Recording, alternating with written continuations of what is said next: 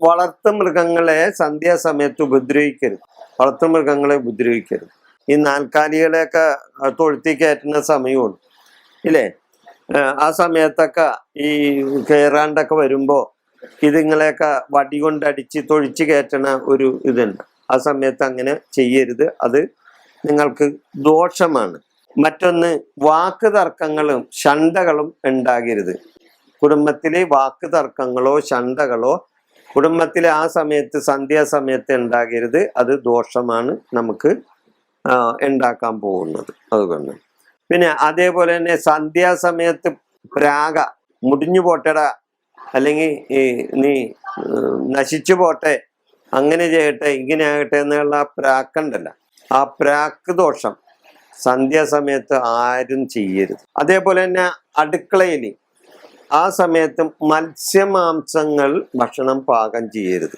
അതുപോലെ ഈ സമയത്ത് ഈ ഉമ്മറപ്പടിയിൽ വന്നൊന്നിരിക്കരുത്. ആ സമയത്ത് സന്ധ്യാസമയത്ത് വീട്ടിൽ അരുതാത്ത ചില കാര്യങ്ങളാണ്, ചില കൃത്യങ്ങൾ സന്ധ്യാസമയത്ത് ചില വീടുകളിൽ നടത്തുന്ന ചില കാര്യങ്ങളുണ്ട്. അതൊട്ടും ആ വീടിന് ശ്രേയസ്കരമല്ലാത്ത ചില കാര്യങ്ങളാണ്. അപ്പൊ ത്രിസന്ധ്യാ നേരം, അതാണ് സന്ധ്യാസമയം. ത്രിസന്ധ്യാ നേരം, സൂര്യൻ എരിഞ്ഞടങ്ങുന്ന സമയം. ആ സമയത്ത് നിങ്ങൾ വീട്ടിലെ അങ്ങനെയുള്ള കാര്യങ്ങളൊന്നും ചെയ്യരുത്. ദുരാത്മാക്കളും ദുഷ്ടശക്തികളും വരപറയിക്കുന്ന സമയമാണ് ഈ ത്രിസന്ധ്യ സമയം. അതായത് ത്രിസന്ധ്യ, അതായത് സന്ധ്യ അല്ല പകലുമല്ല, അത് രണ്ടും കൂടി ചേരുന്ന ഒരു സമയം, അതാണ് ത്രിസന്ധ്യാ നേരം. ഈ സന്ധ്യ സമയത്ത് നിങ്ങൾ സന്ധ്യാവിളക്ക് വെച്ച് വീട്ടിൽ സന്ധ്യാനാമങ്ങൾ ചൊല്ലണം. സന്ധ്യാവിളക്ക് ഒരു വീടിന്റെ രക്ഷാ കവചമാണ്. വെറുതെ തമാശയായിട്ടൊന്നും കാണണ്ട.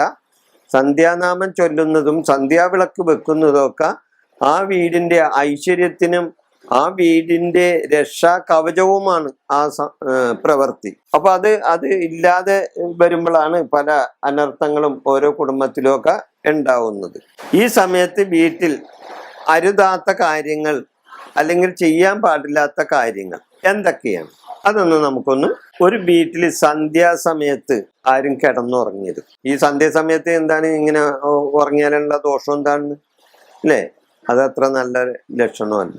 അതേപോലെ തന്നെ സന്ധ്യാവിളക്ക് കത്തിക്കാതിരിക്കുന്ന ചില സംഭവങ്ങൾ, ചില വീടുകളിൽ സന്ധ്യാവിളക്ക് കത്തിക്കില്ല.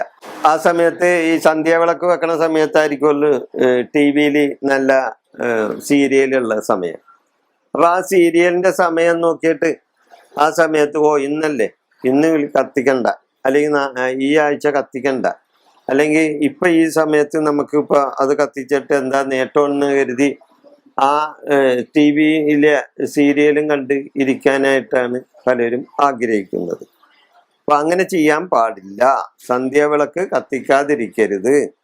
അതുപോലെ ഈ സമയത്ത് ഈ ഉമ്മറപ്പടിയിൽ വന്നൊന്നിരിക്കരുത്. ആ സമയത്ത് സന്ധ്യാവിളക്ക് വെക്കുന്ന സമയത്ത് മറ്റേ എരിഞ്ഞടങ്ങുന്ന സമയത്തൊന്നും ഉമ്മറപ്പടിയിൽ വന്ന് ഇരിക്കരുത് ആരും. ഉമ്മറപ്പടിയിൽ ഇരിക്കുന്നത് തന്നെ ദോഷമാണ്, അത് പോട്ടെ. പക്ഷെ സന്ധ്യാസമയത്ത് ഒട്ടും ചെയ്യരുത് ഉമ്മറപ്പടിയിൽ വന്നിരിക്കുന്നത്. അതേപോലെ തന്നെ ആ സമയത്ത് ക്ഷൗരം ചെയ്യരുത്, അത് ദോഷവും. പുരുഷന്മാര് ക്ഷൗരം ചെയ്യരുത് സന്ധ്യാസമയത്ത്. അതേപോലെ തന്നെ അടുക്കളയിൽ ആ സമയത്ത് മത്സ്യമാംസങ്ങൾ ഭക്ഷണം പാകം ചെയ്യരുത്. അടുക്കളയിൽ മത്സ്യമാംസങ്ങൾ എന്താണെന്നറിയാമോ?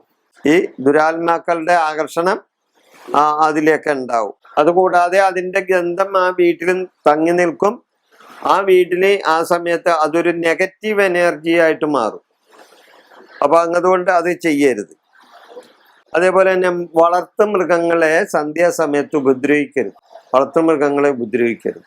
ഈ നാൽക്കാലികളെയൊക്കെ തൊഴുത്തി കയറ്റുന്ന സമയമാണ് ഇല്ലേ? ആ സമയത്തൊക്കെ ഈ കയറാണ്ടൊക്കെ വരുമ്പോ ഇതുങ്ങളെയൊക്കെ വടി കൊണ്ടടിച്ച് തൊഴിച്ച് കയറ്റണ ഒരു ഇതുണ്ട്. ആ സമയത്ത് അങ്ങനെ ചെയ്യരുത്. അത് നിങ്ങൾക്ക് ദോഷമാണ്. മറ്റൊന്ന്, വാക്ക് തർക്കങ്ങളും ശണ്ഠകളും ഉണ്ടാകരുത്. കുടുംബത്തിലെ വാക്ക് തർക്കങ്ങളോ ശണ്ഠകളോ കുടുംബത്തിലെ ആ സമയത്ത് സന്ധ്യാസമയത്ത് ഉണ്ടാകരുത്. അത് ദോഷമാണ് നമുക്ക് ഉണ്ടാക്കാൻ പോകുന്നത്. അതുകൊണ്ട് പിന്നെ അതേപോലെ തന്നെ സന്ധ്യാസമയത്ത് പ്രാഗ മുടിഞ്ഞു പോട്ടട, അല്ലെങ്കിൽ ഈ നീ നശിച്ചു പോട്ടെ, അങ്ങനെ ചെയ്യട്ടെ, ഇങ്ങനെ ആകട്ടെ എന്നുള്ള ആ പ്രാക്കുണ്ടല്ല, ആ പ്രാക്ക് ദോഷം സന്ധ്യാസമയത്ത് ആരും ചെയ്യരുത്. അപ്പൊ അങ്ങനെയുള്ള കാര്യങ്ങളും സന്ധ്യാസമയത്ത് ചെയ്യാൻ പാടില്ലാത്ത കാര്യമാണ്.